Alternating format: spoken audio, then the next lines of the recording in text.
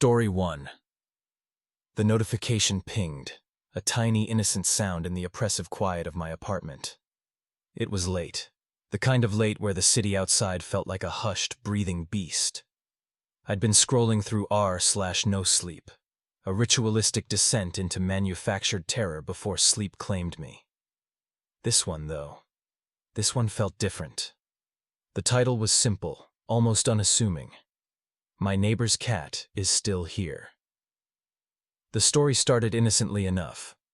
The OP, let's call him Alex, had moved into a new apartment building. A week in, he noticed his neighbor, an elderly woman named Mrs. Gable, had a ginger cat that seemed to have free reign of the hallway. It would often be waiting by his door, a silent, observant presence. Alex, being a cat person, didn't mind. He'd pet it, offer it a scratch, and it would eventually saunter off. Then, Mrs. Gable stopped appearing. Her mail piled up. The cat, however, remained. It was always there, at Alex's door or Mrs. Gable's, a constant fixture. He'd mentioned it to the building manager, a gruff man named Henderson, who brushed him off. "Old cats wander," he'd grunted. The story began to take a darker turn. Alex started hearing things, faint scratching sounds from inside Mrs. Gable's apartment, even though it was supposed to be empty. Sometimes, late at night, he swore he could hear a low, guttural meow, unlike any cat he'd ever heard.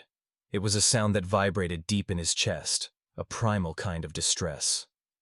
He'd tried to peek through Mrs. Gable's mail slot. All he saw was darkness, and the faint metallic scent of decay.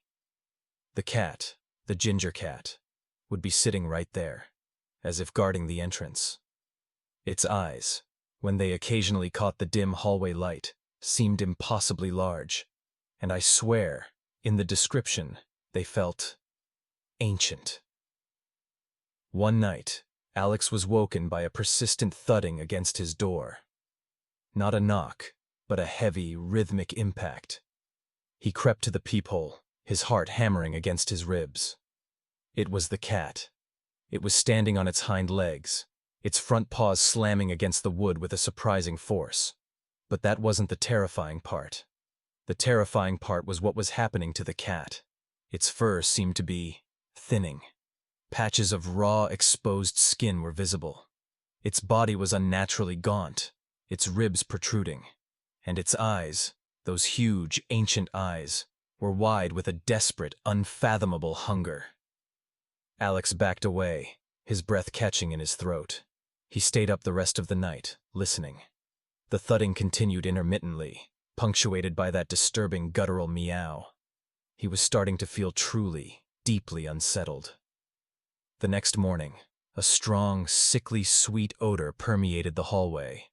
It was coming from Mrs. Gable's apartment. Henderson, the building manager, finally decided to investigate, armed with a master key. Alex watched from his doorway, the ginger cat nowhere to be seen for the first time in weeks. When Henderson opened Mrs. Gable's door, the smell intensified, a sickening wave that made Alex gag. He didn't see what was inside.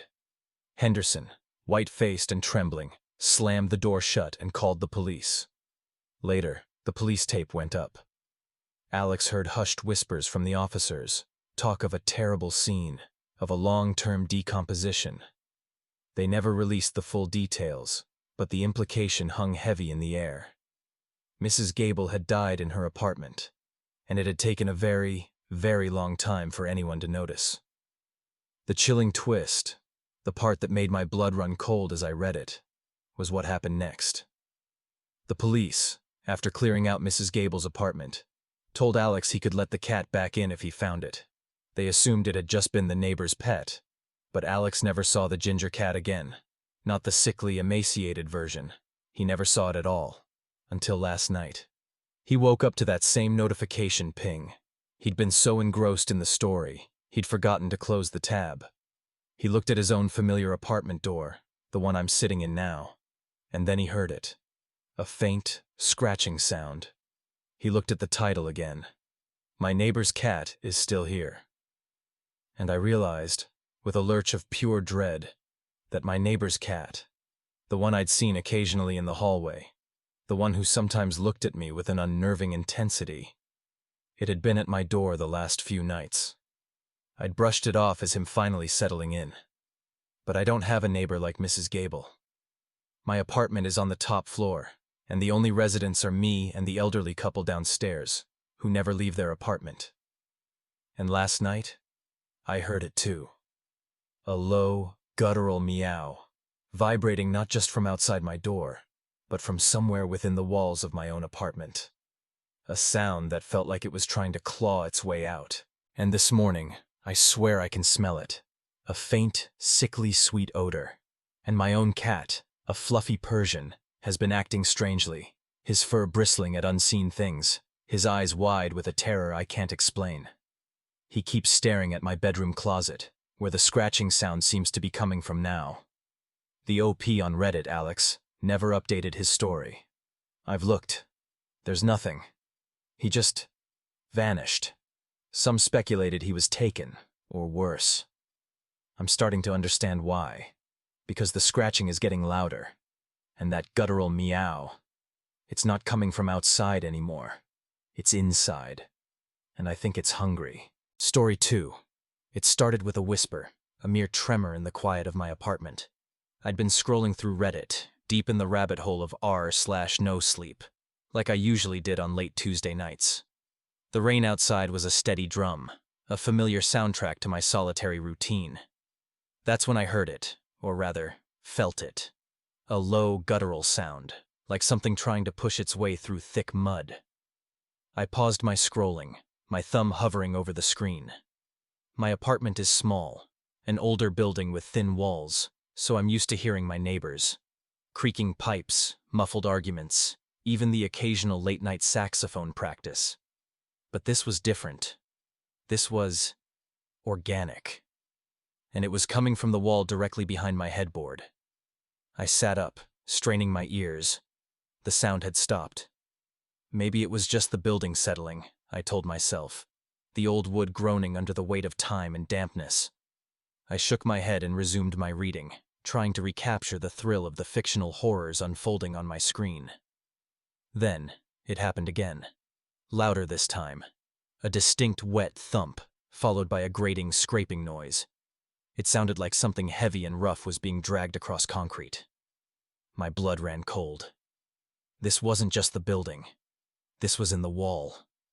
My heart hammered against my ribs like a trapped bird. I grabbed my phone, the flashlight app casting a weak, trembling beam. I slowly, cautiously, stood up and tiptoed towards the wall. The thumping continued, a slow, deliberate rhythm, punctuated by those awful scraping sounds.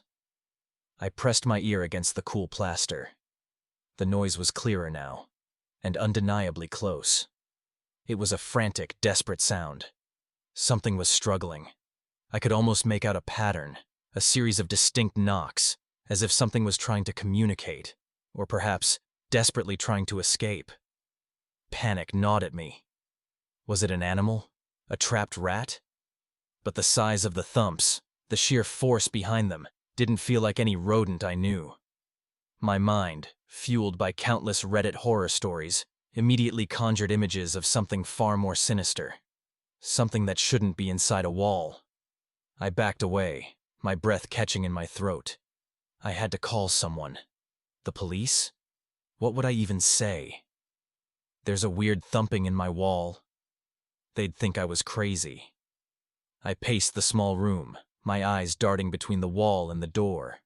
The thumping continued, unwavering, a chilling testament to whatever was on the other side. Then, a new sound emerged. A soft, persistent scratching, like fingernails dragging across wood. It was a dry, rasping sound that sent shivers down my spine. I froze, my gaze fixed on the wall. The scratching intensified, moving up and down, as if whatever was making it was searching for a way out. I could feel a phantom pressure in the air, a sense of being watched, even though I was alone. Suddenly, the thumping stopped. The scratching ceased. The silence that followed was even more unnerving, more pregnant with dread than the noise before. My senses were on high alert, every nerve screaming danger. I waited, my body tense, expecting the next sound, the next manifestation of whatever was lurking just inches away. Seconds stretched into an eternity. The only sound was my own ragged breathing. I was about to convince myself it was all in my head, a product of an overactive imagination and too much late-night internet scrolling, when a small, dark stain began to spread on the wallpaper. It was faint at first, a damp patch the size of a coin. Then it grew. Slowly, deliberately, like ink bleeding into paper. It wasn't water. It was thick, viscous, and had a faint coppery smell that wafted into the room. My stomach churned. As I watched, horrified, the stain began to form a distinct shape. A handprint. A human handprint, splayed against the wall, the fingers long and unnaturally thin. The stain darkened, the coppery smell intensifying, and I realized, with a sickening certainty, that it wasn't just a stain. It was blood. And then, from the center of that blood-red handprint, a single dark drop detached itself and began to fall, slowly, deliberately, towards my bed. I couldn't move. I could only watch, my eyes wide with terror, as the descent of that single drop became the most terrifying spectacle I had ever witnessed. It was the final, chilling confirmation that whatever was in my wall wasn't just trying to get out, it was trying to reach me.